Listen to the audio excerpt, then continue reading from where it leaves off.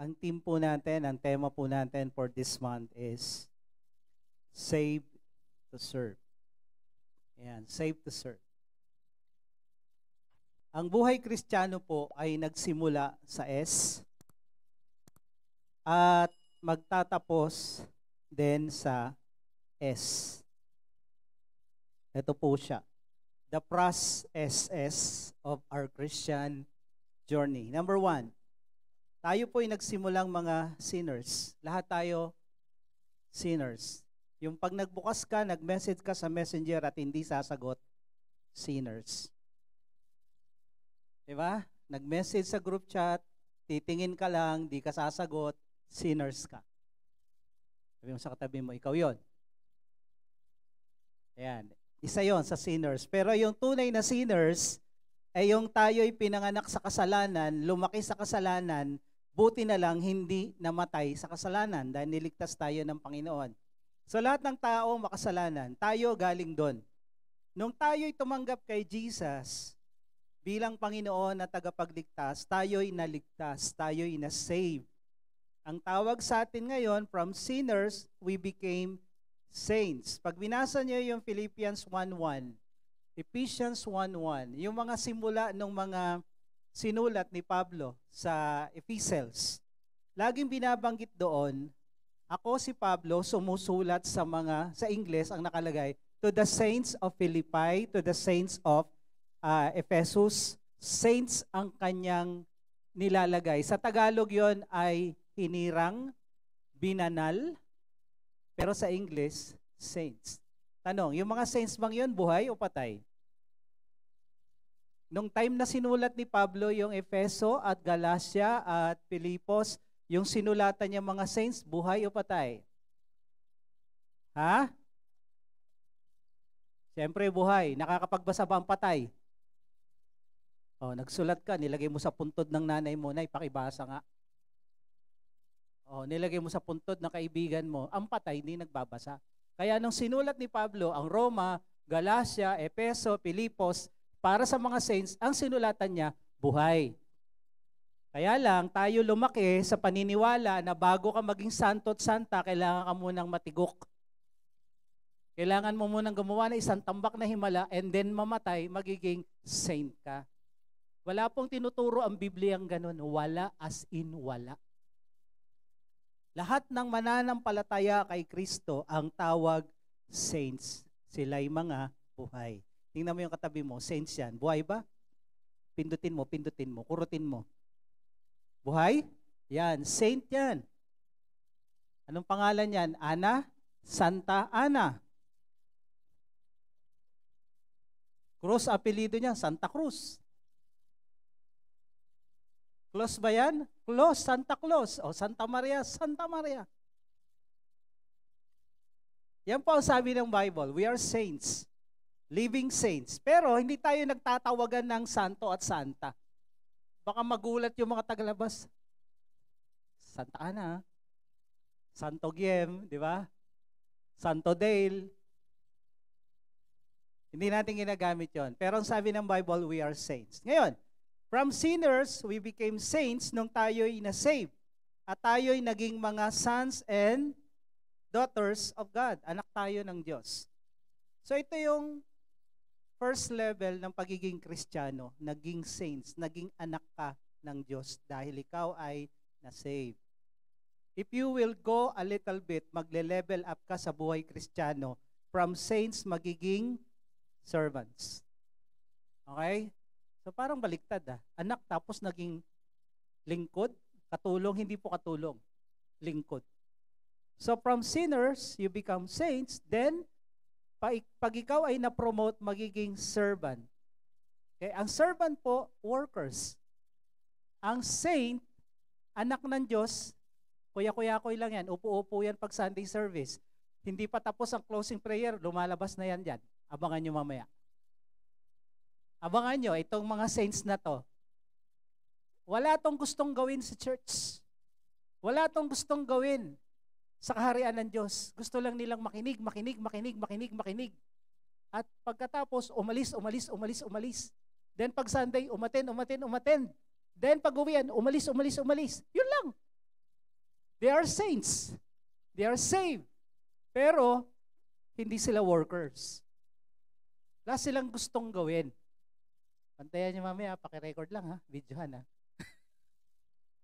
Hindi sila worker. They don't serve God. So ang servant, workers. They serve God by serving others. Ito yung mga disciples. Kaya nga disciples, followers. Sumusunod. To be a good leader, first you must be a good follower. You cannot be a leader if you are not a follower. Okay? So, then, as sinners, saints, servants, yung pinaka-top level ng pagiging Kristiyano, soldiers. Ano ang soldiers? Sila yung mga warriors. Sila yung mga hindi sumusuko sa laban. Talagang, ito yung mga malalakas na nilalang. So, sila yung mga leaders, sila yung mga apostol sa Biblia, sila yung mga pastor at iba't iba pang mga kategoryang nakalagay doon. Propeta, guro, ano pa, ebanghelista. So sila yon, sila yung mga leaders sa church. So, asan tayo ngayon? Sa apat na to. Sinners pa rin.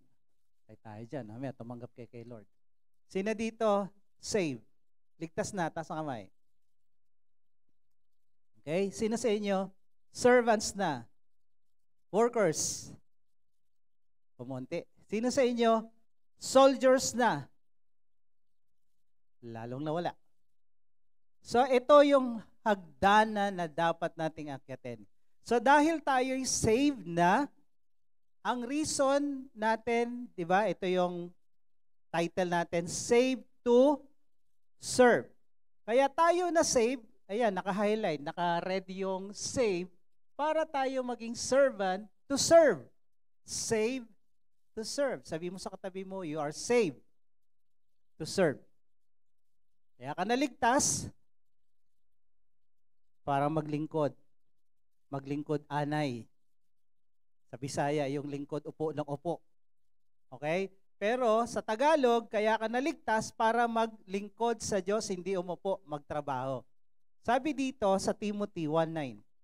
2 Timothy chapter 1 verse 9, the Message Bible. Sabi dito, si God who first saved us and then called us to this holy work.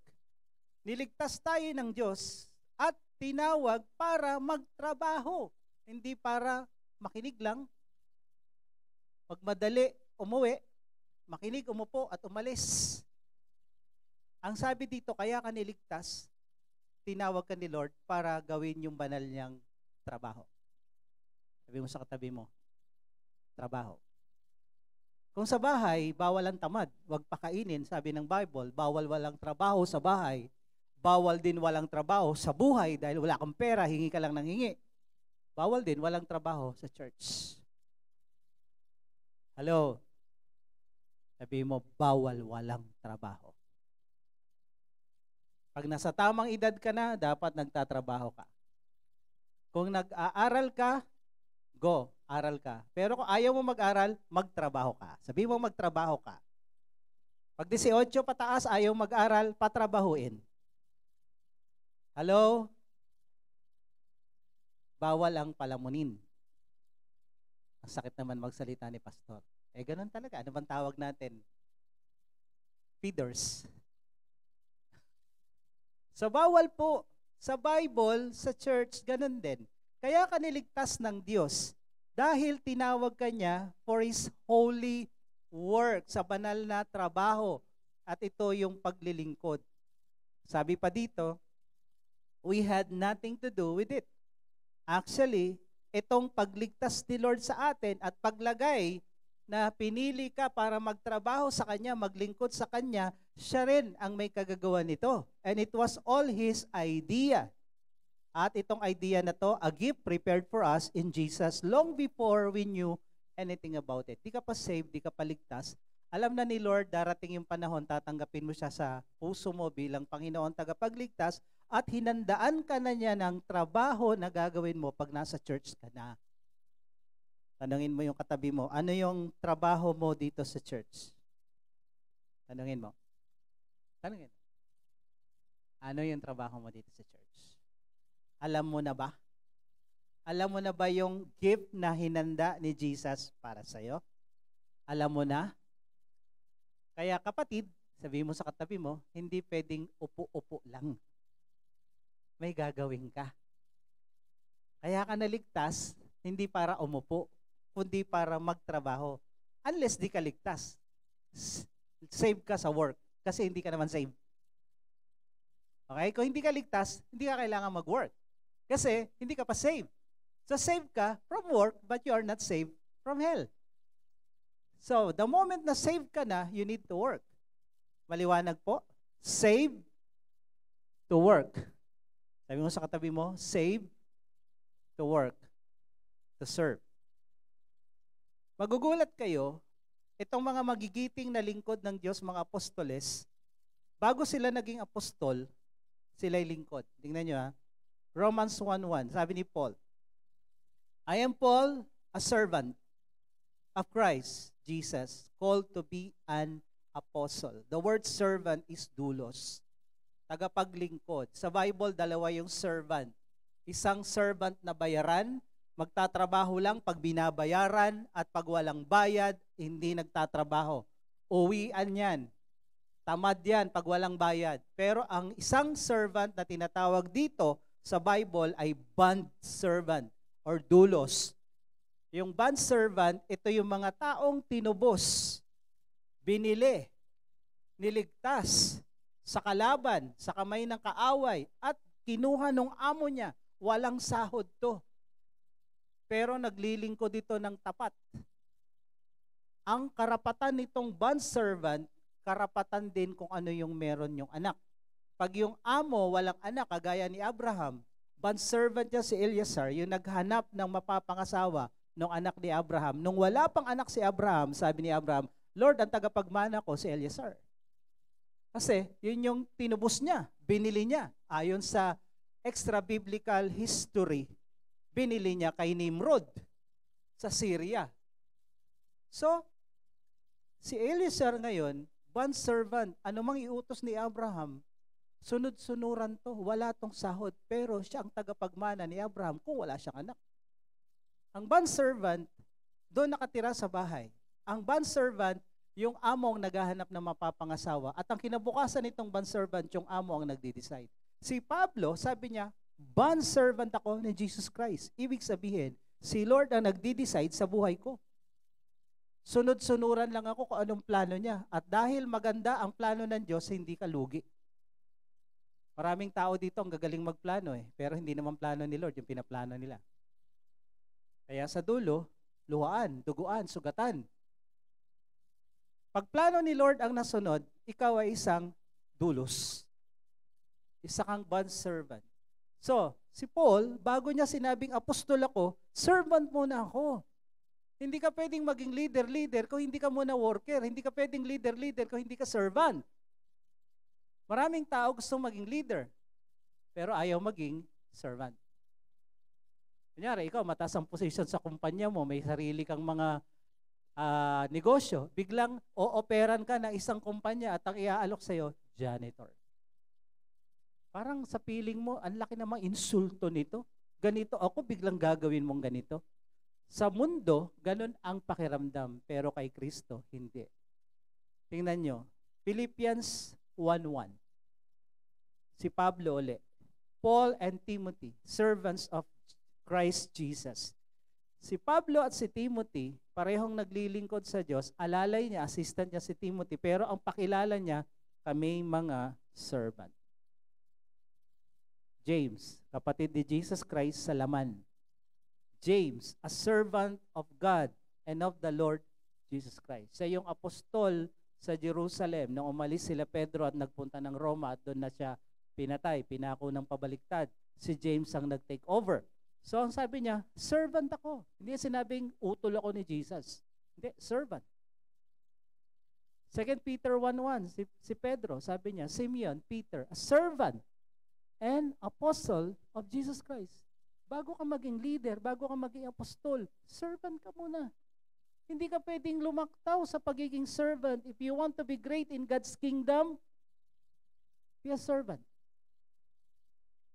Sino gusto maging servant? Sino gusto maging leader? Ito ang daanan. Servanthood. Si Jude, kapatid din ni Jesus Christ sa laman. Magkapatid sila ni James. Sabi ni Jude, a servant of Jesus Christ and brother of James. Ito pa ha, may tinuturo sa dati nating paniniwala, si Jesus Christ daw walang mga kapatid. Jesus is the only begotten Son of Mary. Teka lang, dalawa na yung binabanggit na kapatid dito, si James at si Jude. Huwag tayo magpapaloko sa mga walang alam sa Biblia.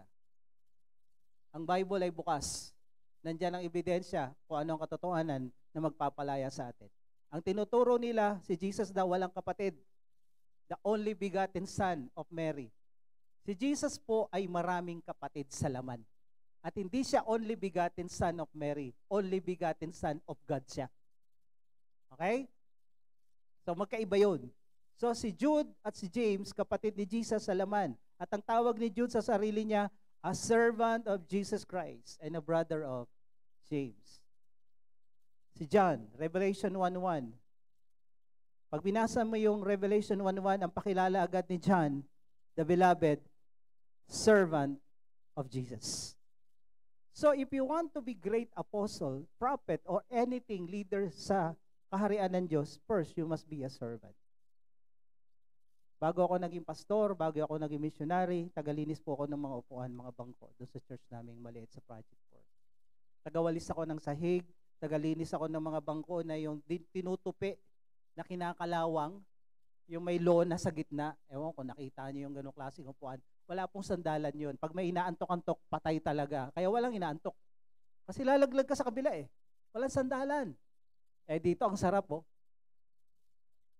Nakakanga pa habang nakikinig oh. Sige, palakpakan nyo nga yung mga tulog. Buti na lang, wala. Doon, bawal maantok, bawal matulog dahil makikita mo si Jesus pagbukas ng mata mo. Uy Lord, nandito ka. Oo, nasa heaven ka na eh. Sarap ng tulog mo eh. So, eto, if you want to be great, be a servant. Sabihin mo sa katabi mo, be a servant. Maglingkod ka sa Diyos. Okay? So dito sa John 13, verse 3 to 15, merong kwento na si Jesus ay nag-ala servant sa pinakamababang level. Okay? Basahin natin yung kwento sa John 13, 3 to 15. Jesus, knowing that the Father had given all things into His hands and that He had come from God and was going back to God. Ito yung oras na malapit na siyang ipako sa krus. Ito yung Last Supper, yung huling hapunan. He rose from supper, di ba? Maghuling hapunan. And then, nakaupo na lahat yung mga alagad doon sa lamesang long table, pero walang naghugas ng paa. Ang tradisyon sa Israel, pagpasok mo sa bahay, merong mababang level ng katulong ng alipin. Nandun siya sa pintuan para linisin yung paa ng mga bisita. Okay? Yun yung pinakatrabaho niya. At sa level ng mga katulong, yun ang pinakamababa. Bakit? Imagine mo, nakatsinelas lang sila, naglalakad sila sa disyerto, kung ano-anong mga poops yung kanilang mga nadadaanan dyan, may sa kambing, may sa baka, and then dumidikit sa paa, tapos mangingisda tong mga to, di may mga kaliskis pa yan. Then papasok, lilinisin yun. Hindi natin alam kung may alipong pa, di ba? Ngayon, social ang tawag natin, puts pa. Pero noon, hindi ganon. Trabaho yan ng mababang klaseng katulong. So, nung nakaupo na sila, nakita ni Jesus, ay walang nagugas ng paa namin. Walang nagtrabaho ng protocol na dapat gawin sa pagpasok sa bahay. Ang ginawa ni Jesus, siya ang gumawa. Siya ang gumawa. He laid aside his outer garments and taking a towel, tied it around his waist. Then he poured water into the basin and began to wash the disciples' feet. Nagputs pa si Jesus. And to wipe them with the towel that was wrapped around him, he came to Simon Peter, who said to him, Lord, do you wash my feet? Jesus answered him, what I am doing, You do not understand now, but afterward you will understand. Ito lagi ko itong ginagamit sa mga dumadaan sa mga sitwasyon na hindi nila maintindihan bakit nangyayari ito. Yung mga nagtatanong, Lord, ba't ako, ba't ako, ba't ako? Kaya pala yung mga anak nyo, ganun din, pag inutusan nyo, ba't ako? Kasi ganun din kay Lord, ba't ako? Marami namang masasama dyan, ba't hindi pa sila? O, di ba? So, maraming tanong na ba't ako, ang sagot lang sa tanong mo, hindi mo naiintindihan ngayon. Pero pag nagtuloy-tuloy ka lang kay Lord, banda-banda ron, maintindihan mo kung bakit nangyayari yan. Sabi ni Jesus kay Pedro, hindi mo naiintindihan kung ano nangyayari ngayon. Pero mamaya, maintindihan mo yan. When he had washed their feet and put on his outer garment and resumed his place, he said to them, do you understand what I have done to you? Naintindihan niyo ba kung ano yung ginawa ko sa inyong 12? Tinatawag niya akong boss, teacher, guro, and Lord. Tama kayo, ako nga yun. Pero tingnan nyo, kung ako na inyong Panginoon at guro, hinugasan ang inyong mga paa, tinrabaho yung pinakamababang trabaho ng isang alipin, you also ought to wash one another's feet. For I have given you an example that you also should do just as I have done to you. Kung ginawa ko yan, na ako ang taas-taas ng position ko, dapat gawin nyo rin yan. So, the motive behind true service to God, bakit tayo maglilingkod sa Diyos? Ano ba ang dapat na motivation natin? Number 1, sabi doon sa John 13, verse 3, Jesus knowing, alam niya kung sino siya. Hindi siya insecure. Alam niya, anak siya ng Diyos, alam niya yung position niya, kaya niyang bumaba sa pinakamababang trabaho at kaya niyang gawin because kilala niya kung sino siya, alam niya kung ano yung katayuan niya. Knowing. Tayo, kung alam natin kung sino tayo, saan tayo nagmula, ano tayo ngayon, hindi tayo mag-aalangan maglingkod sa Diyos. Dahil kung kilala mo sarili mo, ako kilala ko sarili ko, ang dati kong buhay sobrang sama. Much is given, much is required. Ang pinatawad ng marami, maglilingkod ng marami. Kaya ako ganito, katodo maglingkod. Pagod, sobra pagod. Wala akong oras sa sarili ko halos. Dahil kilala ko sarili ko eh. Ngayon, bakit ako ganito? Bakit yung tanong nga kagabi sa Mandaluyong, bakit kahit bumabagyo nandito sila, pastor? Gratitude. If you know what you receive from God, you will serve God. Tandaan niyo itong tinuturo ko. Hindi paglilingkod sa tao ang topic ko, paglilingkod sa Diyos. Dahil pag sa tao ka naglingkod, masasaktan ka. Maraming ingratong tao. Pag sa tao ka naglingkod, hindi mo na-expect yung dapat ma-expect, mapapagod ka, magsasawa ka. Pero pag sa Diyos ka naglingkod, anumang kasalbahian na gawin ng tao, anumang pagpapasaway, ayaw sumunod, ayaw, tuloy ka pa rin sa paglilingkod sa Diyos dahil hindi ka naglilingkod sa tao, sa Diyos. Mga leaders, mga Bible study leaders, hindi kayo naglilingkod sa mga miyembro nyo, kay Lord tayo naglilingkod lahat. Pag tao pinaglingkuran mo, iiyak ka lang, masasaktan ka lang. Pero pag ang Diyos ang pinaglingkuran mo, wala kang kalugi-lugi. Dahil mabait ang Diyos natin. Amen? Kaya ibaw nyo sa utak nyo yan, sa Diyos tayo naglilingkod. So, dahil sa Diyos ka naglilingkod, at itong Diyos na to, pinatawad ang lahat-lahat ng kasalanan mo, niligtas ka ng walang bayad, save by grace, binayaran niya yung full penalty ng sin mo, past, present, future.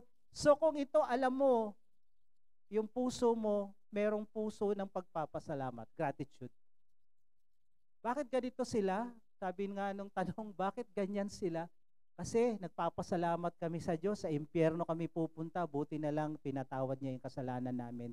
Ngayon, papunta na kaming langit. So bakit kami naglilingkod, bumabagyo, baha, tinatawid namin? Pasasalamat sa Diyos. Nagpapasalamat kami sa Diyos na pinili niya kami, pinatawad niya kami, kaya kami naglilingkod ng ganito. Sino dito niligtas ng Diyos? Pinatawad. Dapat naglilingkod ka sa Diyos bilang pasasalamat. Sabi mo. Dapat naglilingkod ka sa Diyos bilang pasasalamat sa ginawa niya sa iyo, sa sakripisyo niya sa iyo. So, tayo'y naging anak ng Diyos hindi tayo mga alipin. Nung niligtas niya tayo, ang mga alipin kasi, inuutusan yan para magtrabaho. Pero yung mga anak ng Diyos, yung mga anak, kusang nagtatrabaho yan. Kung ikaw may malaking factory, kung kayo may negosyo, ang anak dapat kusang nagtatrabaho dyan. Ang katulong, binabayaran, inuutusan. Pero ang anak dapat nagkukusa. Yun dapat ang karakter. Amen? Sa church, ganun din. Kung anak ka ng Diyos, magbo-volunteer ka. Ano bang pwede kong gawin? Ano bang pwede kong maitulong? May talent akong ganito. Baka pwede ako dyan. Hindi ka na kailangan itulak pa. Di ba? Walang bayad eh. Teka lang. Balik tayo doon sa walang bayad dahil volunteer nga. Nung tinubos ka ni Lord, anong binayad niya sa'yo? Anong binayad ni Jesus sa'yo nung tinubos ka? Buhay. Kaya mong bayaran yan? Para mo mabayaran yung buhay ng Diyos, ano ikapalit? Buhay din. Kaya mong mamatay para kay Kristo? Kung hindi mo kayang mag-serve, mamatay pa kaya? Kung hindi mo kayang ibigay yung tithes and offering mo, buhay pa kaya? Ang tunay na nakakaintindi ng ginawa ni Kristo sa kanya, handa niya ring ibigay ang buong buhay niya, kasama yung talent, kasama yung treasure, kasama yung time, kasama yung training. Kaya mong ibigay kay Lord. So kung hindi mo naintindihan yung ginawa niya sa'yo, magkukuya-kuya-kuy ka lang talaga. Pero kung naintindihan mo, hindi ka pwedeng manatiling walang ginagawa para sa Kanya. Kung naintindihan mo.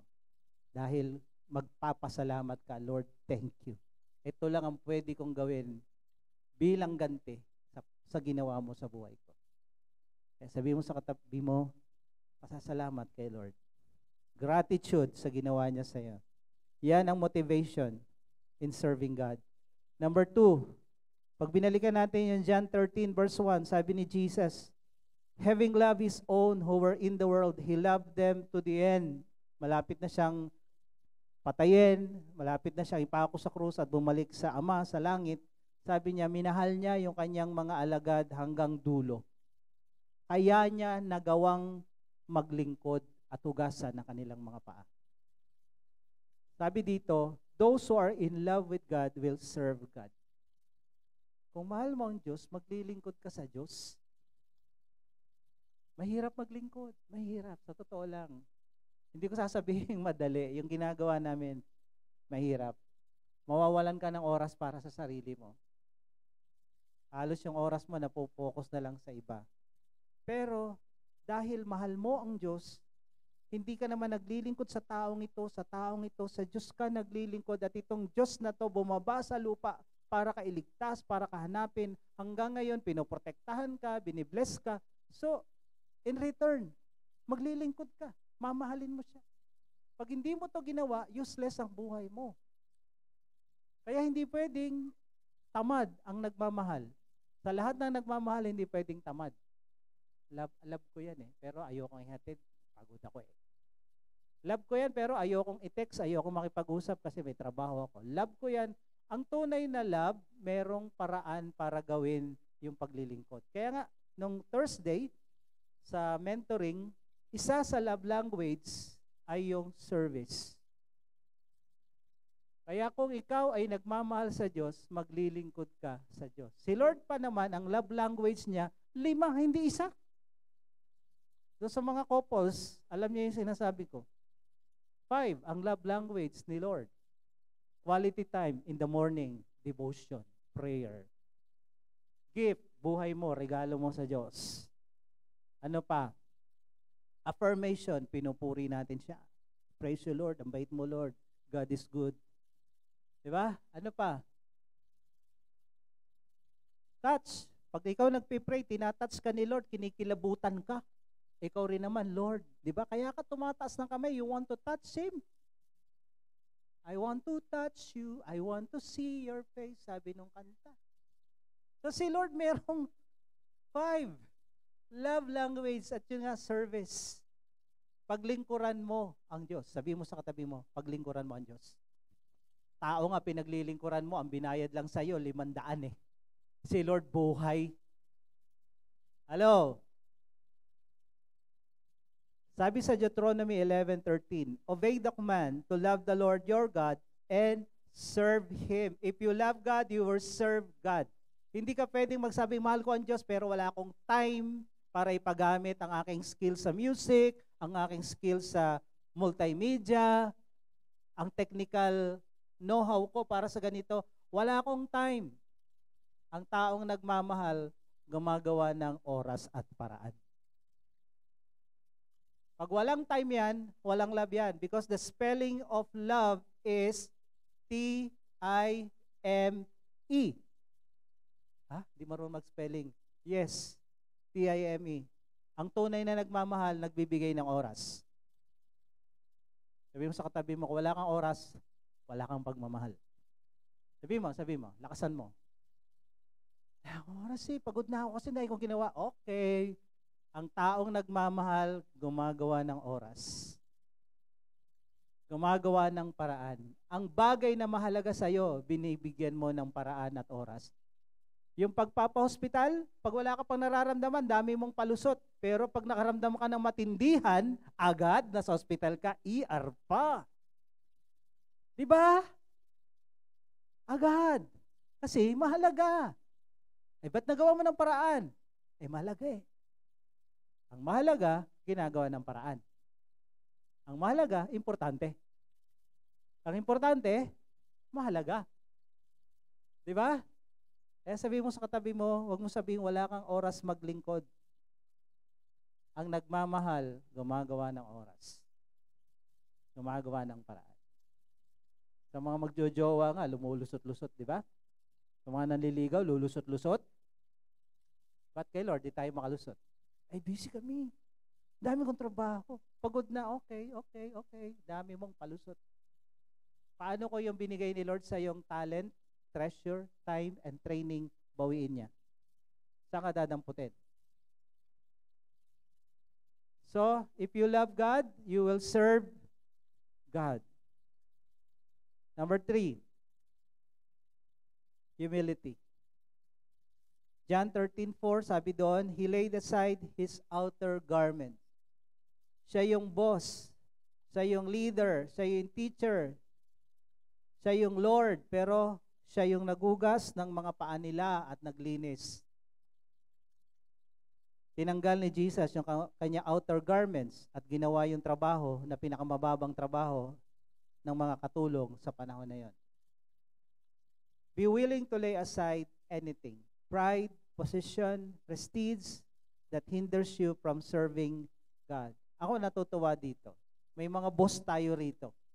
Kagaya din sa ibang church, may mga may naririnig ako, may-ari ng pagawaan ng mga toothpaste, drummer nila. May yung isa ata, may-ari ng maraming mall, usher nila. Dito may mga bossing tayo, pero mga usher, security, yun ang tunay na servanthood. Yun ang tunay, hindi yung, pambihira, boss ako, tapos dyan, tagabuhat ng speaker. If you want to be great, be a servant. Dito, maraming magiging great dito. Alam nyo na yan, kung sino yan. Kasi hindi sila takot magtrabaho nung mababang trabaho. May kanta si Gary B, sabi doon, if you want to go up, go down. Ang daan patungo sa taas, baba. Merong kwento, si Jesus, sabi doon sa Philippians, bagamat siya ay Diyos, bumaba sa lupa at nag-anyong tao, nagpakababa bilang servant. Sabi doon sa Philippians, ito. Philippians 2:3 hanggang 8. Do nothing from selfish ambition or conceit. Huwag tayong gumawa ng mga anumang bagay dahil gusto lang natin magpaepal, magpasikat, o makilala.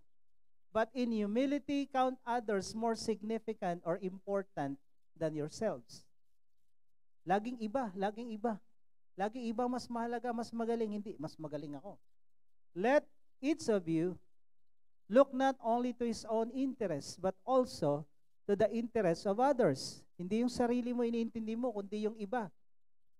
Have this mind among yourself, which is yours in Christ Jesus. Ganito dapat kayo mag-isip. Ito dapat yung mindset nyo. Ito dapat yung utak nyo. Kagaya ng kay Kristo, who though He was in the form of God, bagamat siya ay Diyos, He did not count equality with God a thing to be grasped. Diyos siya, hindi niya pinagpilitang manatiling Diyos na kung saan si Satanas ito yung gusto niyang mangyari. Doon sa Isaiah sabi niya, I want to become like God. I want to become. Tinataas niya yung sarili niya. I will exalt myself. Si Satanas habang tinataas niya yung sarili niya, si Jesus naman binababa yung sarili niya.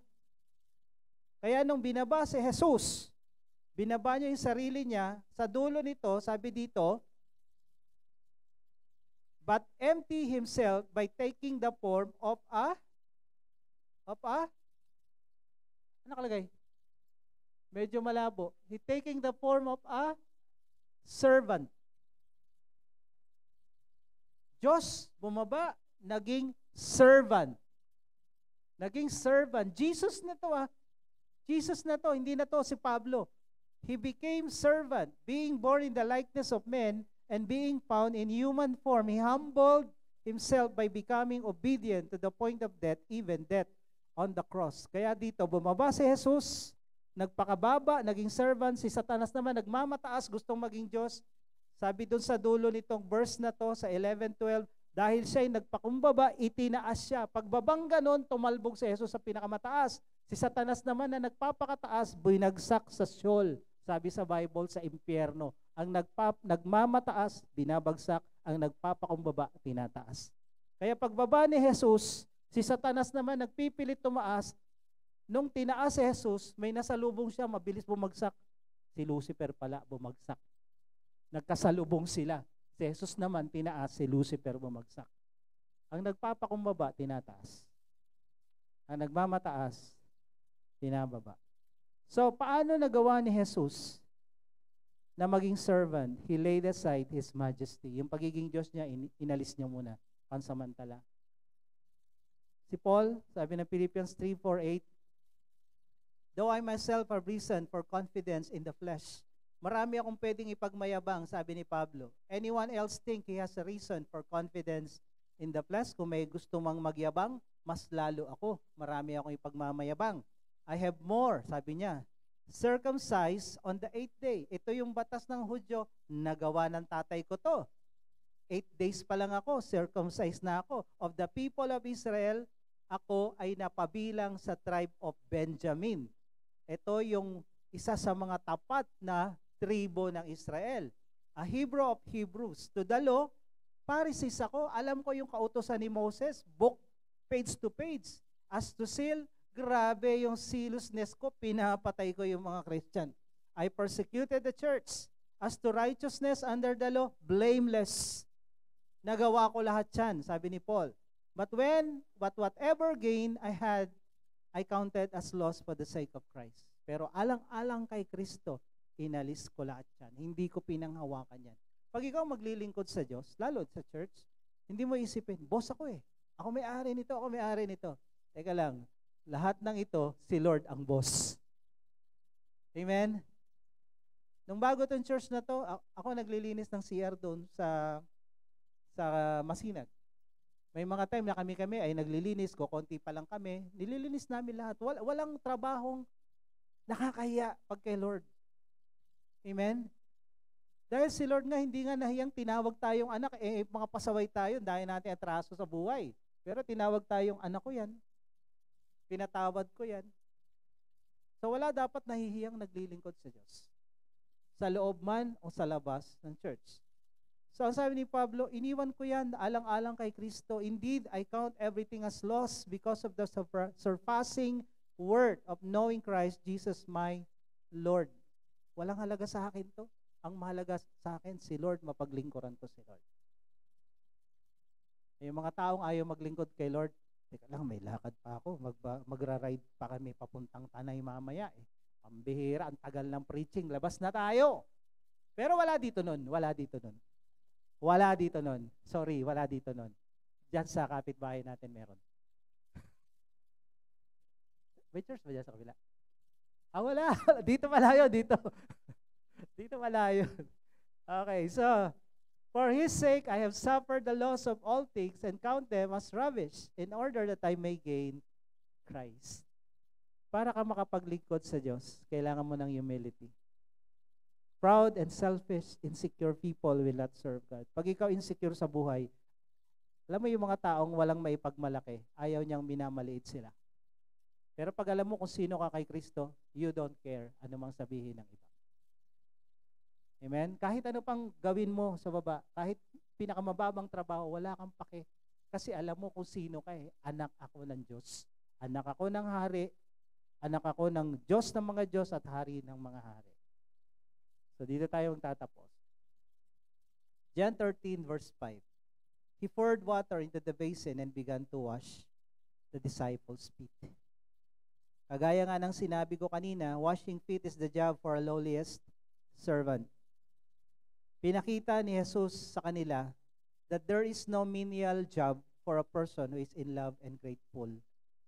Doing menial things for God will not make you small. Dahil ang sabi dito sa verse 12, nung matapos linisin ni Jesus yung kanilang mga kuko, nagputs pa, naglinis, he resumed his position. Walang mawawala sa atin kung gawin natin itong mga bagay na to. Wala. Ayan, sila Paulo, yung mga ano natin nagda-drive.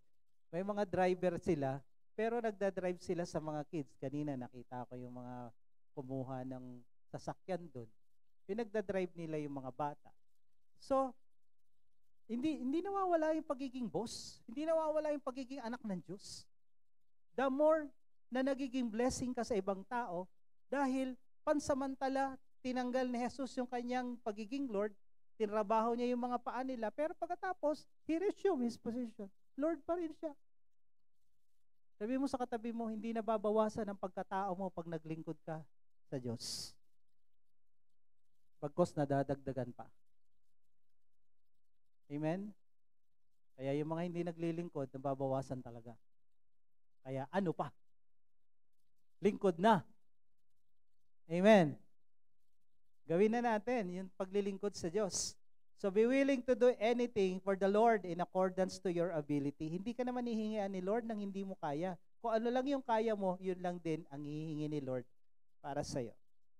Matthew 20 verse 25 to 26. Servanthood is the way to greatness. Kaya nga sabi kanina, if you want to be great, ito nakalagay dito, Jesus called them to him and said, tinawag niya yung mga alagad niya, tapos sinabihan niya, alam niyo ba? Alam niyo ba?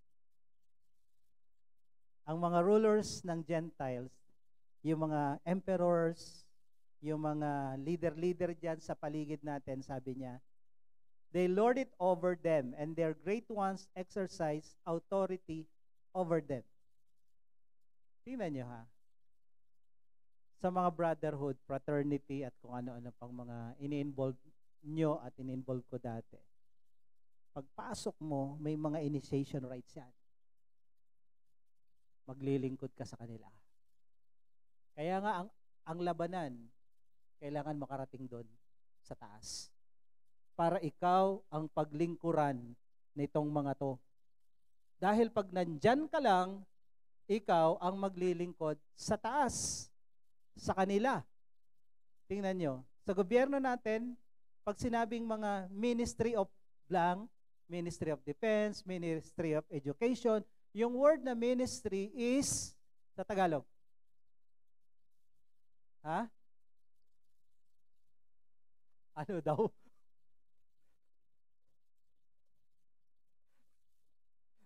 Sige na nga, pagbigyan na nga natin. Ang tawag sa mga government officials natin is lingkod bayan. Lingkod bayan. Naglilingkod sa bayan. Ministry of, yun, pag sinabing ministry, paglilingkod. Sa church, ganun din. Ministry of multimedia, music, ushering, paglilingkod. Pero, magulat ka sa gobyerno, pag mataas ang posisyon, nakaupo lang sa office na napakalamig. Hindi alam kung anong nangyayari sa kapaligiran nila, sa nasasakupan nila, at may mga tao sila naglilingkod sa kanila. Baliskad, baliktad. Sa Bible, sabi ni Jesus, ako pinakamataas, tingnan niyo yung ginawa ko. Bumaba ako, pinaglingkuran ko kayo. Kaiba po sa spiritual. Sa mundo, sabi ni Jesus, pag ikaw mataas ang posisyon, lahat naglilingkod sa iyo. Pero sa kaharian ng Diyos, pag mataas ang posisyon mo, lahat pinaglilingkuran mo. Kagaya namin, child dedication, may pagpe-pray mamaya, may meeting ako mamayang hapon, may meeting ako mamayang gabi, may kakausapin ako para sa retreat. Lahat yun, paglilingkod sa inyo. Ito, nagtuturo ako dito, pinapakain ko kayo ng spiritual na pagkain. Naglilingkod ako sa inyo. The more na mataas ang position mo sa spiritual na kaharian ng Diyos, the more na marami kang trabahong ginagawa.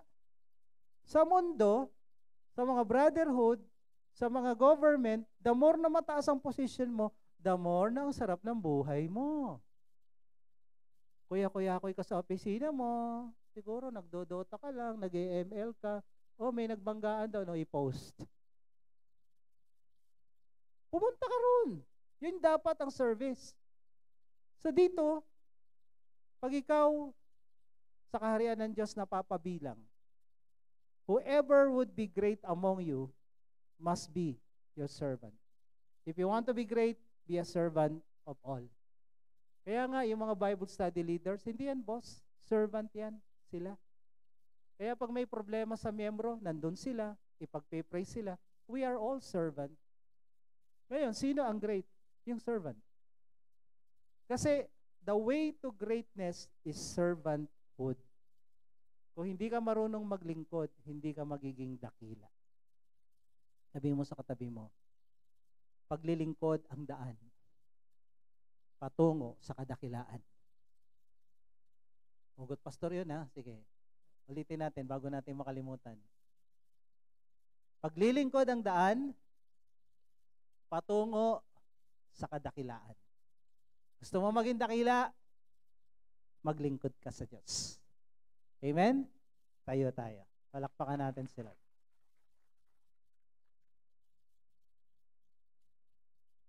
Okay, before we close, sino po yung mga first timer dito? Ngayon lang naka-attend. Pwede po bang pakiwagayway ang inyong mga kamay? Ayan. Kaway-kaway. Ayan. Sige po. Punta po kayo dito. Closing prayer lang po tayo. Pagpipray namin kayo. Bitbitin nyo na yung mga bag nyo. At kung may nag-invite, pwede nyo silang samahan. So, before we close, we want to pray for you. We want to bless you. Punta po kayo dito sa harapan. Ayan, baba po kayo dito. Tingnan nyo na yung mga nagmamadaling lalabas yan, ha? Bigla sila, mamaya na tayo lumabas. Baka may camera. Serve God. Sige po, harap po kayo dito sa akin. Ayan. Welcome po kayo dito sa grupo namin. Ang pangalan po ng grupo namin ay Jesus Our Hope International Assemblies. So, wag nyo pong i-memorize yung pangalan, hindi po mahalaga. Ang mahalaga po dito sa grupo namin, ang tinuturo namin. Ang tinuturo namin, Bible lang, Jesus lang. So we believe that the Bible is the Word of God at yung Bible na to ang basihan ng katotohanang magpapalaya sa atin. Naniniwala po kami na pag ang tinuturo ng mga nagtuturo wala sa Biblia, hindi dapat tanggapin. Pag wala sa Bible, hindi dapat paniwalaan. Okay? So, ang Bible natin ay salita ng Diyos at yung manual for living. Yun yung pinaniniwalaan dito. At pangalawa, ang pinaniniwalaan po natin dito, si Jesus lang ang daan patungo sa langit. Walang pupunta sa langit kung hindi kay Jesus na daan. Marami tayong paniniwala, santo-santa at kung ano-ano pa. Pero ang sabi ng John 14:6, Jesus is the only way, the only truth. No one can go to the Father in heaven except through Him. So, ang Bible is final. Isa lang ang daan. Pag pinilit natin na maraming daan, magkakaligaw-ligaw tayo. Pag pinilit natin na marami pang paraan para makarating sa langit, baka sa impyerno tayo mapadpad. Pero pag pinaniwalaan natin, sa Jesus lang ang daan, sigurado tayo, sureball, langit tayo makakarating. Kaya yun po yung aming gustong ipangaral at ipahatid, lalo sa inyo po na ngayon lang naka-attend dito. Mahal tayo ng Diyos, binigay niya si Jesus sa atin. Ano man yung mga pinagdaanan natin, ano man yung buhay natin, sino man tayo, walang pakialam si Lord doon. Ang mahalaga kay Lord, lahat ng tao minahal niya, kahit sino ka pa. At binigay niya yung buhay niya doon sa krus para tayo matubos. At kung tatanggapin mo yon, yung katubusan na yan, yung kapatawaran na yan, mararanasan mo yung bagong buhay, matitikman mo. So pwede tayong lahat ay yumuko at pumikit. At habang tayong lahat ay nakayukot, nakapikit, lalo yung mga nasa harapan ngayon, pwede bang itaas niyo ang inyong kamay kahit isa lang, tungo sa langit? Para bang sinasabi natin, no, Lord, andito ako, Lord, tingnan mo ako. Gusto kong lumapit sa iyo. And as we lift our hands to heaven, to God, sumunod po kayo sa panalangin ito ng pagtanggap kay Jesus. Sabihin niyo, Panginoong Jesus, ako po'y lumalapit sa iyo. Nagpapakumbaba. Inaamin ko, ako isang makasalanan. At wala po akong magagawa para iligtas, para ayusin, para baguhin ang aking sarili. Ngunit Panginoon, ako po'y nananampalataya. Kaya ka namatay sa krus ay para tubusin ako, linisin at patawarin sa lahat-lahat ng mga kasalanan ko. Sa oras pong ito, binubuksan ko sa iyo ang aking puso, ang aking buhay, at tinatanggap kita bilang aking Diyos, aking Panginoon, at tagapagligtas ng aking buhay. Salamat po sa pagpapatawad mo, sa pagliligtas mo, at sa pagmamahal mo na natanggap ko sa oras na ito. Ito po ang aking dalangin sa pangalan ni Jesus. Amen. Ako na lang pong magpipray. Pwede nyo na ibaba ang inyong mga kamay. Lord, salamat po sa buhay ng mga anak mo na lumapit dito sa harapan ngayon. Anak mo na sila. Kaya Lord, dalangin ko sa oras na ito, patunayan mo sa kanilang buhay, sa kanilang puso, hindi nagkamali ang kanilang pagpunta rito, hindi pagkakamali ang kanilang desisyon na tanggapin ka sa buhay nila. Patunayan mo na ikaw lang ang Diyos na mabuti. Ikaw ang Diyos na matapat, ikaw ang Diyos na makapangyarihan sa lahat, na nagsabi walang imposible sa iyo. Ano man ang pinagdadaanan nila, Panginoon, sa buhay ngayon, anumang sitwasyon, anumang problema, anumang mga hinaing nila sa buhay, anumang mga nararamdaman nilang kalungkutan, hirap, na sila lang ang nakakaramdam nito. Lord, alam mo yon. Kaya tulungan mo sila at abutin, Panginoon. Gumawa ka ng himala sa buhay ng mga taong ito mula dito sa baba hanggang doon sa taas. Kung sino man yung may mga sakit at karamdaman, we speak your healing, Lord, from head to foot, in Jesus' name. Maghimala ka, gumawa ka ng himala sa kanilang katawan na yung mga sakit na yan, gumaling agad, in Jesus' name. Sino man yung may pangangailangan sa pera, Panginoon, sa pinansyal, Lord, this week, ngayon palang hapon, makita nila yung pagpapala mo, yung himala ng pagpapala mo, yung mga kliyente, yung mga kailangan magbayad sa kanila, Panginoon, yung mga naghahanap ng trabaho, ikaw ang magbukas ng oportunidad para dito. Sa mga may relasyon na may problema, ikaw rin ang mag-ayos. Panginoon, ikaw gumawa ng himala na maayos ang lahat nito. Sa lahat ng mga kabigatan at binibitbit namin ngayon, Lord, tinataas namin sa iyo. Ikaw ang mabuting Diyos na nagmahal at nagmamahal sa amin hanggang ngayon. We thank you, Lord. We give you praise sa pag-uwi namin. Ingatan mong bawat isa sa buong linggong ito. Tinatanggap namin ang umaapaw, siksik-liglig umaapaw na pagpapala mo sa lahat ng aspeto ng aming buhay. We thank you, Lord. We give you praise. In Jesus' name we pray. Amen and amen.